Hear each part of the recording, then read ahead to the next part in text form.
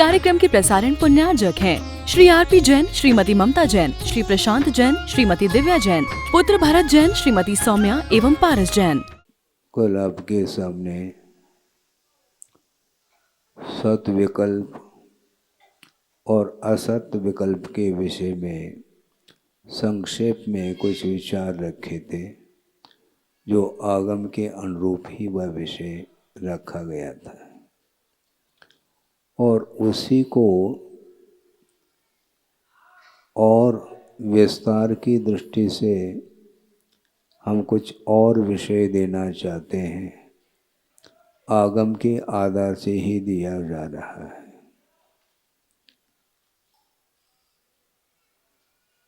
कि सुख एवं शांति प्राप्त करना चाहता है संसारी प्राणी, किंतु सुख और शांति को प्राप्त करने के लिए क्या किया जाता है, यह भी मन में विकल्प आता है। क्योंकि एक सिद्धांत है, बहुत महत्वपूर्ण सिद्धांत आपके सामने रख रहा हूँ, चाहे वह लौकिक क्षेत्र संबंधी, चाहे वह परमार्थ संबंधी कोई भी कार्य हो, कार्य का संपादन जो होता है वह कारण के अनुरूप हुआ करता है। कारण सदृशम कार्यम, ऐसा एक सूत्र आता है। कारण के अनुरूप ही कार्य हुआ करता है। तो वह कारण भी दो तरह का होता है। एक कार्य को संपादित करने के लिए मुख्य रूप से दो कारण होते हैं। एक योग्यता की अपेक्षा से उपादान कारण बोला है, एक उपादान कारण बोला है और एक निमित्त कारण बोला है। उपादान कारण का अर्थ ये है जो स्वयं कार्य रूप परिणमन करता है, उसका नाम उपादान कारण। मैं उदाहरण भी दे दूंगा और स्पष्ट हो जाएगा। अर्थ ये है कि जो कार्य रूप परिणमन करता है उस कारण का नाम उपादान कारण है, और कार्य को संपादित करने में जो सहयोग प्रदान करता है उसका नाम निमित्त कारण है। और कार्य को संपादित करने के लिए जो निमित्त कारण होते हैं वो कई प्रकार के निमित्त हो सकते हैं और होते हैं। एक निमित्त के द्वारा कार्य नहीं होता, अनेक निमित्त मिलते हैं जिनकी संयोजना होने पर वह कार्य संपादित होता है। समझने के लिए छोटा सा दृष्टांत दिया जा सकता है। आप लोगों ने देखा होगा, एक कुंभकार होता है जो कि घट का निर्माण करता है, किंतु उस घट की उत्पत्ति में कारण दो हैं, एक उपादान और एक निमित्त। तो उपादान कारण क्या है?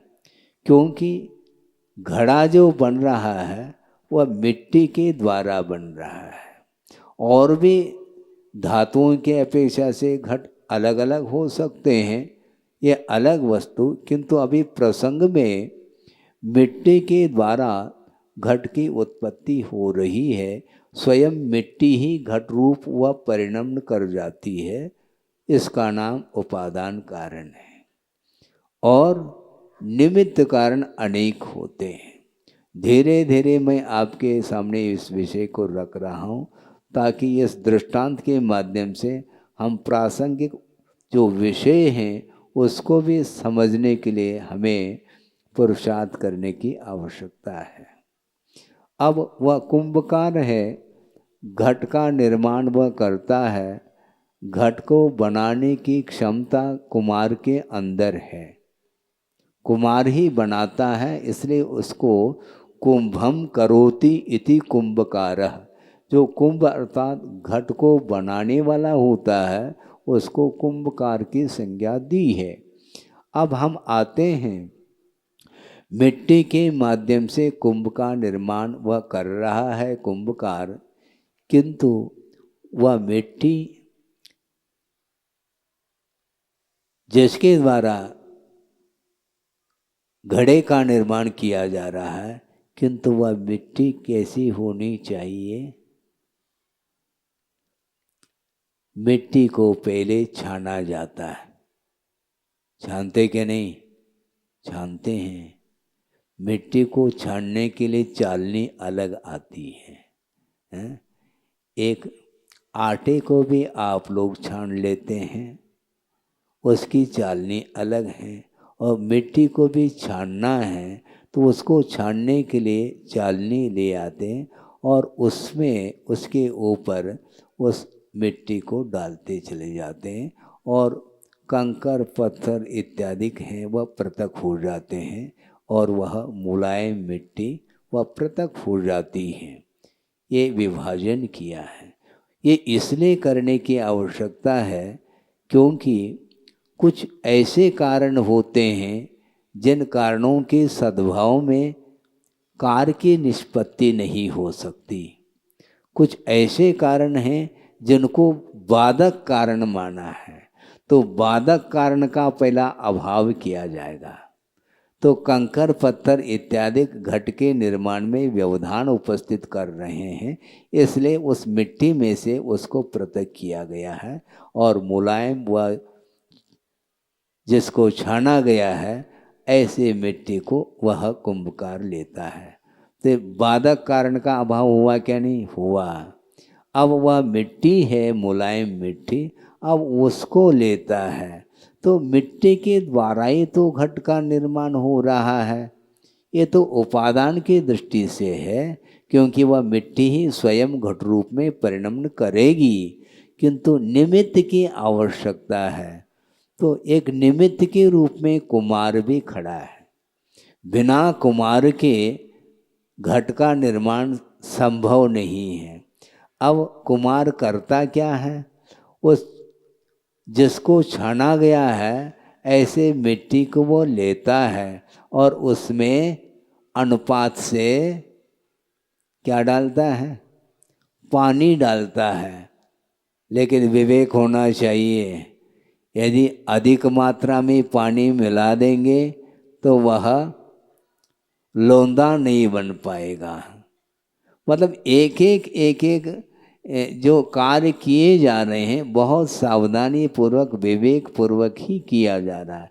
अनुपात वह जानता है, आप नहीं जान पाएंगे। और वह उस मिट्टी में अनुपात से पानी डालता है और उसको धीरे धीरे धीरे उसको रोंदता है अपने पैरों से आदि से। रोंदने के बाद वह मिट्टी लोंदे के रूप में परिवर्तित हो गई। अब उस लोंदे को कहाँ पर रखना है? चाक के ऊपर। किसके? कुमार के चाक के ऊपर। और उस चाक के ऊपर रखा जाएगा लोंदा, किंतु चाक को किसके ऊपर रखा जाता है? उसके नीचे कील है, जानते हैं? उस कील के ऊपर उस चाक को रखा जाता है और उसके ऊपर लोंदे को रखा जाता है, मिट्टी के लोंदे को, और उस चाक को डंडे के माध्यम से घुमाया जाता है। ये सब निमित्त है, ये ध्यान रखना। वह कील भी निमित्त है घट के निर्माण में और वह चाक भी निमित्त है। चाक को घुमाने के लिए जो डंडा ले रखा है हाथ में वह भी निमित्त है, किंतु घुमाना भी आवश्यक है। और वह उस चाक को गति देता है उस डंडे के माध्यम से। फिर वह चाक जब घूमना प्रारंभ करती है तो उसके बाद वह अपने हाथों से उसको आकार देना प्रारंभ करता है। ये सारे निमित्त हैं। एक निमित्त की भी यदि अनुपस्थिति रहेगी तो घट की उत्पत्ति संभव नहीं। पानी नहीं है तो संभव नहीं, और यदि चाक नहीं है तो भी संभव नहीं, कील नहीं रहेगा नीचे तो भी संभव नहीं, और वह डंडा नहीं रहेगा तो भी संभव नहीं। जब तक घुमाया नहीं जाएगा तब तक संभव नहीं। घुमाने के उपरांत जब वह कुमार खड़े हो करके वह हाथ के माध्यम से उसको आकार दे रहा है, ये सारे सारे निमित्त हैं। और अनेक प्रकार के निमित्तों की उपस्थिति होने के उपरांत भी उसकी संयोजना की जाती है। और संयोजना के बाद जब वो आकार देता है तो उस समय वह मिट्टी का लोंदा वह घट के रूप में परिवर्तित होता है। मान लो सारे निमित्त उपस्थित हो गए, सारे निमित्त उपस्थित हो गए, किंतु वह मिट्टी ही नहीं है, तो क्या करोगे आप? घड़ा किसका बनाएंगे आप, मुझे बताओ।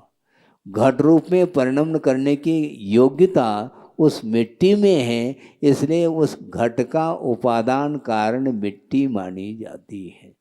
इसलिए घट की उत्पत्ति में एक उपादान कारण ठहरा और बहुत सारे निमित्त कारण ठहरे। इन सब के संयोजना के माध्यम से ही घट का निर्माण होता है। इसलिए बाधक कारण का अभाव और साधक कारण का सद्भाव, तब कहीं जा कर के कार्य का प्रादुर्भाव होता है। ये व्यवस्था है। इसलिए निमित्त की क्या आवश्यकता है? तो बनाओ फिर घड़े को। निमित्त एक दूसरे का कुछ नहीं कर सकता, इस प्रकार की भी समाज में धारणा बन चुकी है। निमित्त तो निमित्त है, निमित्त के द्वारा थोड़ी होता है, उपादान के माध्यम से कार्य होना है। इसलिए देव गुरु शास्त्र ये सम्यक्त्व के उत्पत्ति में निमित्त है क्या? नहीं। लेकिन वो निमित्त को स्वीकार नहीं करना चाहता है। वो एकांत पकड़ करके ये कहना चाहता है उपादान के बिना कार्य नहीं होता। उपादान में कार्य हो रहा है, किंतु निमित्त के अनुपस्थिति में कार्य कभी भी संभव नहीं है। इसलिए एक बार एक सज्जन आए गुरुदेव के सामने, मुक्तागिरी की बात है, काफ़ी पुरानी वह घटना वह प्रसंग है, आपके सामने रख रहा हूँ। और वे विद्वान थे। इसके उपरांत भी वो जिज्ञासा रख रहे हैं गुरुदेव के सामने कि महाराज आपकी क्या धारणा है? तो गुरुदेव ने कहा किस विषय में? निमित्त के विषय में। निमित्त एक दूसरे का कारण बनता है क्या? नहीं। एक कार्य की उत्पत्ति में निमित्त का कोई योगदान है क्या? नहीं। तो गुरुदेव ने कहा कि मेरी धारणा क्या है ये मैं बाद में बताता हूँ, आपकी क्या धारणा ये पहला आप सामने रखो। महाराज मेरी धारणा तो ये है कि निमित्त की कोई आवश्यकता नहीं, निमित्त के अभाव में उपादान के माध्यम से कार्य संपन्न हो जाता है, ऐसा उन्होंने कहा।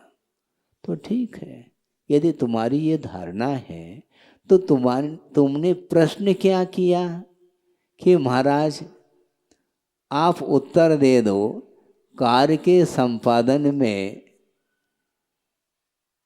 निमित्त की आवश्यकता है क्या? नहीं। मेरे दृष्टि में तो नहीं है, तो आप क्या दृष्टि है इसका आप समाधान दें। तो गुरुदेव ने कहा मैं आपकी जिज्ञासा का समाधान कर सकता हूँ। कैसे कहते महाराज? आप तो करेंगे, यही तो निमित्त है। आप स्वयं निमित्त को स्वीकार कर रहे हो। आपने जो जिज्ञासा रखी है उसका समाधान मैं कैसा दे सकता? क्योंकि आपकी जिज्ञासा के समाधान में मैं निमित्त बना, इसी का नाम निमित्त आप स्वयं स्वीकार कर रहे हैं। तो इस प्रकार विद्वानों के लिए उनकी बातों को उन्हीं के माध्यम से वो समाधान देते हैं। वस्तुतः देखा जाए निमित्त के बिना कुछ नहीं हो सकता। निमित्त के बिना कुछ नहीं हो सकता। इसलिए सामने वाले का झुकाव किस ओर है, इसको देख करके ही आचार्य कुशलता के माध्यम से समाधान देते हैं। सामने वाला यदि व्यक्ति वह निमित्त की ओर ज़्यादा न झुक करके उपादान की ओर ही उसका झुकाव है, तो उसके सामने निमित्त का भी विषय रखना आवश्यक सिद्ध होता है। और जिसका झुकाव मात्र निमित्त की ओर ही है, उपादान की ओर नहीं है, तो उपादान को भी जागृत करने के लिए उपादान के विषय में भी उसके सामने वह विषय रखने की आवश्यकता पड़ती है। एक व्यक्ति वह है एकमात्र निमित्त के ऊपर ही आश्रित होकर के चल रहा है, ठीक नहीं। वो क्या मानता है, एक एक पत्ता पत्ता सब ईश्वर के ऊपर निर्धारित है। बिना ईश्वर के कुछ नहीं हो सकता, इसलिए मेरे करने से कुछ नहीं होता। इसलिए भगवान के भरोसे वह सो रहा है, ये गलत कर रहा है। वो भगवान करके नहीं देते, सहयोग देते हैं, ये कहा जा रहा है। जिस प्रकार घट की उत्पत्ति में कुमार आदि जितने भी निमित्त हैं उसमें सहयोग प्रदान कर रहे हैं, उसी प्रकार आपकी मुक्ति में भगवान अथवा देव गुरु शास्त्र मात्र सहयोग प्रदान कर सकते हैं। इससे ज़्यादा ना ज़्यादा कुछ कर नहीं सकते, क्योंकि आपके अंदर यदि वह विशुद्धि नहीं है, आप अपने विशुद्धि के माध्यम से कर्म को काटने का पुरुषार्थ यदि नहीं करना चाहते हैं, तो भगवान कर्म का क्षय करके देंगे नहीं। क्योंकि छात्र है और वह परीक्षा में बैठा है और 365 दिन तक तो टीचर ने उसको अच्छे मनोयोग के साथ पढ़ाया है। पढ़ाने के उपरांत जब परीक्षा की घड़ी आती है, उस समय टीचर कुछ नहीं करेगा, वह बैठा है एक स्थान पर। वो पूछेंगे तो नहीं, अब लिखना है तुम्हें, थोड़ा सहयोग देना। सहयोग देने का अब कार्य नहीं रहा। सहयोग आपको 1 साल के लिए दिया था, अब तुम्हें पुरुषार्थ करके पास होना है। पेपर लिख करके मैं दे नहीं सकता, तुम्हें लिखना है। उसी प्रकार भगवान कहते हैं तुम मुक्त होना चाहते हो तो मैं सहयोग प्रदान कर सकता हूँ, किंतु पुरुषार्थ तुम्हें करना पड़ेगा। पुरुषार्थ से वह दूर रहता है संसारी प्राणी, और अपने आप मुझे मिल जाए, अपने आप तुम्हें भीख भी नहीं मिल सकती है, ध्यान रखो। मांगे मिले न भीख, कहा मांगना पड़ेगा है। उसी प्रकार आप मोक्ष की यात्रा करना चाहते हो, मोक्ष मार्ग पर आरूढ़ होना चाहते हो, तो उसमें देव गुरु शास्त्र सहयोग दे सकते हैं। मात्र सहयोग से काम नहीं चलने वाला। आप ग्रंथ को पढ़ रहे हैं, किसके द्वारा पढ़ रहे हैं? आंखों के द्वारा, ठीक है, ठीक, इतना ही पर्याप्त है, क्या कुछ और आवश्यक है? यदि आंखों के द्वारा आप ग्रंथ को पढ़ रहे हैं तो रात में क्यों नहीं पढ़ते? इससे स्पष्ट है कि आलोक की भी आवश्यकता है। रात में आंखें काम नहीं कर सकती, सूर्य प्रकाश में अथवा मूनलाइट भी हो जाए तो भी ठीक है। लाइट के बिना, प्रकाश के बिना आप पढ़ नहीं सकते हैं, किंतु पर्याप्त मात्रा में प्रकाश है, किंतु आंखें बंद हैं आपकी, पढ़ सकोगे नहीं। प्रकाश भी चाहिए, आंखें भी चाहिए, किंतु आंखों में नंबर है तो चश्मा की आवश्यकता है। और मान लो जो जन्मांध है फिर भी चश्मा उसने लगाया है, उस चश्मा लगाने की कोई सार्थकता है क्या? नहीं है। इसका अर्थ आंख भी होना अनिवार्य है। तो आंख जो है यह कारण माना जाता है, किंतु जो चश्मा है वह उपकरण माना जाता है। करण में और उपकरण में बड़ा अंतर है। करण जो है नयन है और उपनयन जो है वह उपकरण है, वह नयन नहीं, ध्यान रखो। तो एक कार्य को करने के लिए कितने कारणों की आवश्यकता पड़ रही है, इसको ध्यान में लेने की आवश्यकता है। आपके पास आँख है और मान लो नंबर भी नहीं है और आप पढ़ने की क्षमता आपके अंदर है और प्रकाश भी है, किंतु ग्रंथ नहीं है, तो क्या पढ़ेंगे बताओ? पढ़ना है, पढ़ने के लिए साधन भी तो चाहिए। ग्रंथ भी सामने उपस्थित हो, प्रकाश भी उपस्थित हो और आँख की रोशनी भी हो, तब जा कर के पढ़ पाते हैं। लेकिन ये सब होते हुए भी आपका उपयोग कहीं अन्यत्र है तो पढ़ने में वह नहीं आ सकता है। इसको बोलते हैं बहुत कारण, अनेक प्रकार के कारण होते हैं। इसलिए उपदेश सुनते समय भी ये बार बार ध्यान दिलाने की आवश्यकता है कि आप ध्यान से सुने। इसका अर्थ आपका उपयोग भी इसमें होना चाहिए। आपकी उपस्थिति तो है सभा में, किंतु आपका उपयोग यदि सभा में नहीं है तो वह उपदेश आप ग्रहण नहीं कर पाओगे। तो इस प्रकार एक कार्य को संपादित करने के लिए मुख्य रूप से दो कारण हैं, एक उपादान कारण और एक निमित्त कारण माना जाता है। और बाधक कारण की अनुपस्थिति, साधक कारण की उपस्थिति, तब कार्य की निष्पत्ति, ऐसा कहा है। तो बाधक कारण क्या क्या है? मोक्ष मार्ग में बाधक कारण क्या है? पंचेंद्रिय के विषय ये बाधक हैं। इसका अभाव करना पड़ेगा, ये ध्यान रखो। महाराज मुझे मुक्ति दिला दो, मुझे मुक्ति दिला दो, मोक्ष तक पहुंचा दो मुझे। कोई हवेली है क्या ऊपर जहाँ पर जा कर के आप बैठ जाओ? कोई भवन है क्या? है कोई भवन नहीं। मोक्ष ऊपर नहीं, वस्तुतः मोक्ष कहने से ऊपर की ओर ध्यान जाता है, गलत बात है। फिर महाराज कहाँ पर मोक्ष है? मोक्ष यहीं पर है, क्योंकि मुक्ति का नाम मोक्ष है। और मुक्ति किससे? बंधन से मुक्ति।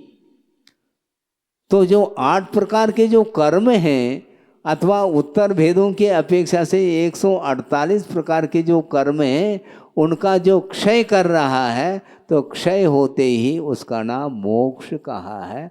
तो मुक्ति यहीं पर मिलती है और मोक्ष होने के अनंतर समय में लोक के अग्रभाग पर जा कर के शुद्ध परमेष्टि विराजमान होते हैं। शुद्ध यहीं बने हैं, वो वहाँ जा कर के सिद्ध बन रहे हैं ऐसा नहीं। लोक के अग्रभाग पर वो विराजमान हुए। कौन? शुद्ध परमेष्टि। किसके द्वारा?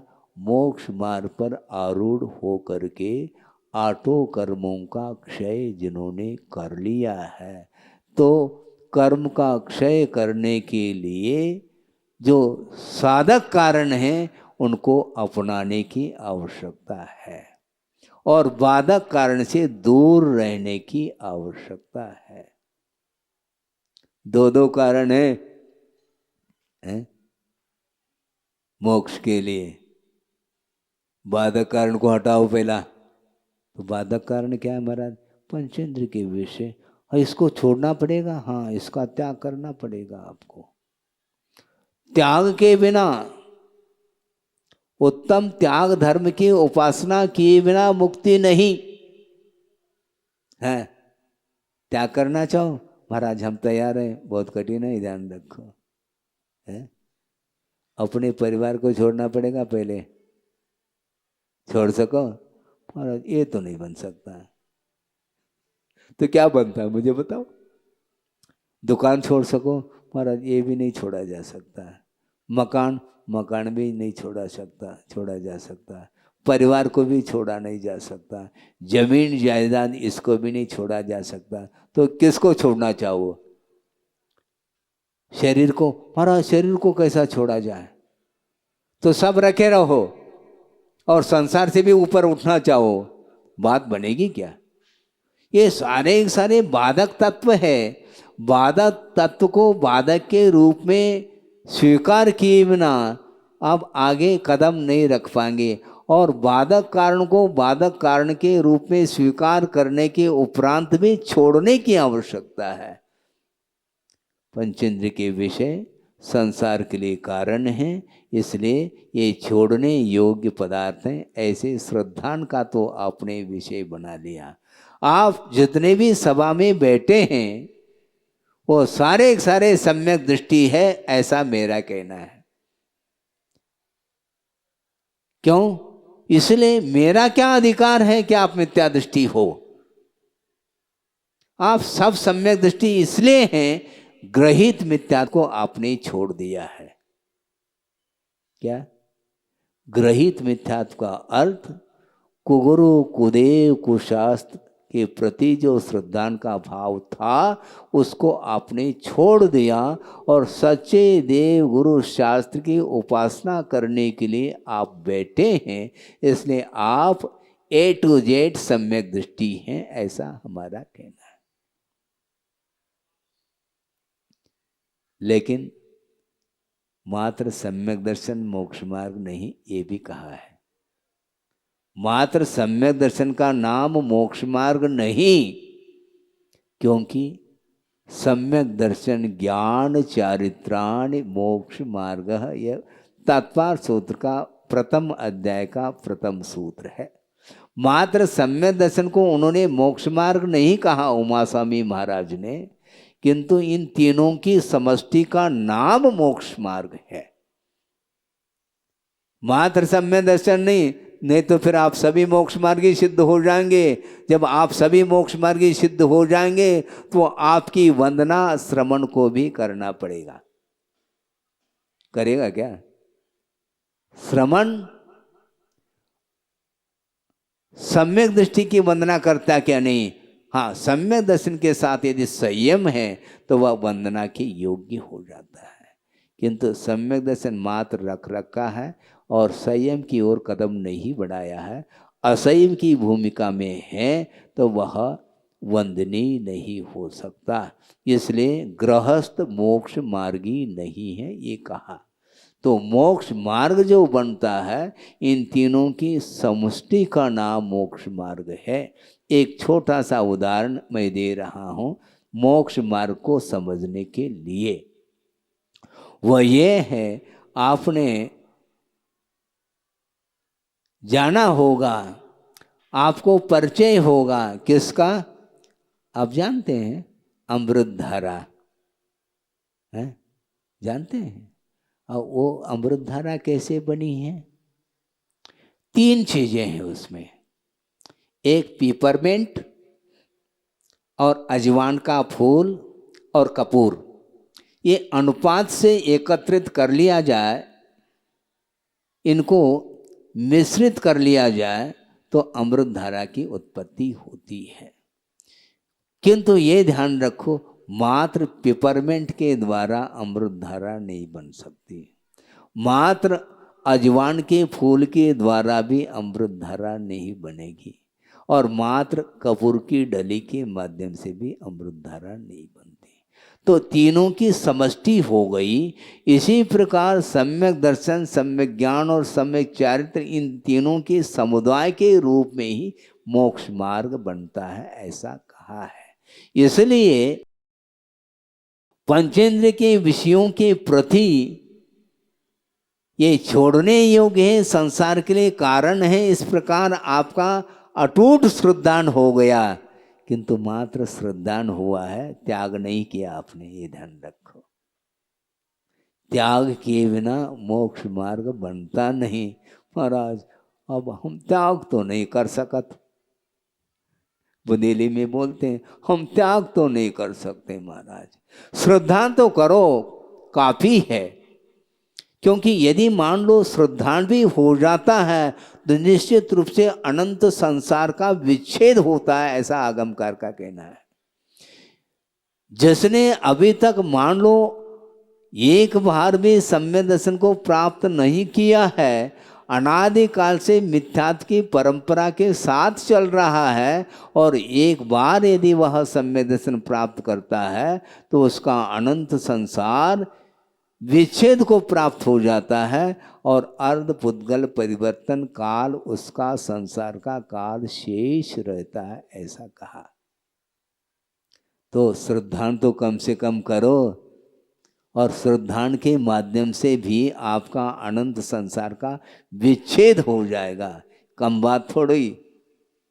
लेकिन संसार से पूर्ण रूप से ऊपर उठने के लिए आपको मोक्ष मार्ग के शरण में जाना पड़ेगा। बिना मोक्ष मार्ग पर आरूढ़ हुए आप मोक्ष तक नहीं पहुंच पाएंगे। है सम्यक दर्शन टिकट का काम करता है। आपको यहाँ से दिल्ली जाना है, मान लो, बिना टिकट के जा सकते हैं क्या? नहीं जा सकते। तो टिकट आपने ले ली और जेब में रख लिया, घूमते रहो। सतना में दिल्ली पहुंच जाओगे? नहीं पहुंच पाएंगे। नहीं, टिकट है ना महाराज हमारे पास। अरे टिकट तुम्हारे जेब में है, ट्रेन में बैठना पड़ेगा ना। समस्या तो ये है, खाली टिकट का सम्यक दर्शन है, ये ध्यान रखो। और ट्रेन में यदि आप सफ़र कर रहे हैं तो वह मोक्ष मार्ग माना जाएगा, और दिल्ली में उतर जाएंगे तो उसी का नाम मंजिल है, मोक्ष है।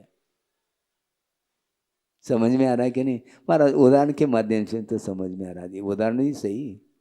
तो इसलिए मोक्ष मार्ग पर आरूढ़ चाहे आप आज हो जाए, चाहे अगले भव में हो जाओ, कभी भी हो जाओ, और कोई भी उपाय नहीं है।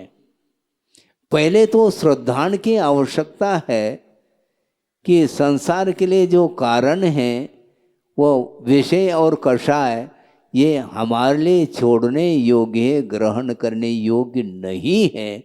इस प्रकार गाढ़ श्रद्धान होने के बाद और धीरे धीरे धीरे वह विषयों को भी छोड़ने का प्रयास करता है, जिसको बोलते हैं कोई अनुवृत्ति हो सकता है और प्रतिमाधारी हो सकता है। धीरे धीरे पहली प्रतिमा दूसरी प्रतिमा करते करते 11वीं प्रतिमा तक पहुंच जाएगा। चुल्लक बन गया, फिर ऐलक बन गया, इसके उपरांत मुनि भी बन सकता है। और गुरुदेव उन्होंने डायरेक्ट जैनेश्वरी दीक्षा ली थी। वो न चुल्लक बने न ऐलक बने, सीधा डायरेक्ट। और हम प्रमोटेड हैं। पहले चुल्लक बन गए, 3 साल चुल्लक बन करके साधना कर ली, उसके बाद फिर 2 साल तक ऐलक रहे। उसके उपरांत गुरुदेव ने कहा आप लंगोट छोड़ सकते हो। क्यों मत पूछो। उम्र की समानता होते हुए भी 8 साल अंतर मूर्त में भी तो रत्नत्रय की उत्पत्ति हो सकती है ना, है? हो सकती है। तो उस समय में 17 साल का था, लगभग 18-17 के बीच में चल रहा था। उस समय वो जैनेश्वरी दीक्षा दे सकते थे, किंतु दिया नहीं। चतुर्थ काल की बात छोड़ो, उस समय तो 8 साल अंतर्मूर्त में भी रत्नत्रय को प्राप्त करना क्या, रत्नत्रय को प्राप्त करके मुक्त हो जाते थे वो। बाल्य अवस्था में जिसको आप नादान बालक बोल रहे हैं, किंतु 80 साल का वह वृद्ध भी नादान है आज वर्तमान में। समझ में बात आ रही है? इसलिए उन्होंने कहा पहले साधना करो, जैसे कराते हैं वैसे करो जी। हम कुछ बोलते ही नहीं थे, क्योंकि उन्होंने जब संघ में प्रवेश पाने के लिए हमने निवेदन किए तो उस समय उन्होंने संघ में स्थान दे दिया। ये कम है क्या? बल्कि उन्होंने यहां तक कहा, ये आना जाना कब तक करोगे तुम? हैं? उन्होंने अपने तरफ से कहा, कब तक आना जाना करोगे? ये परिभ्रमण कब तक चलेगा? आज ने कल तुम्हें छोड़ना ही है ना, तो छोड़ने का प्रयास करो। इस प्रकार कुछ भाव उन्होंने रखे। तो हमने सोचा कि इससे और कौन सा सरल रास्ता है? हैं? कई लोगों को बार बार प्रयास करने के उपरांत भी घर भेजते हैं और मुझे घर भेजने के लिए वो इनकार कर रहे हैं, तो अच्छी बात है। हम संघ में शामिल हो गए।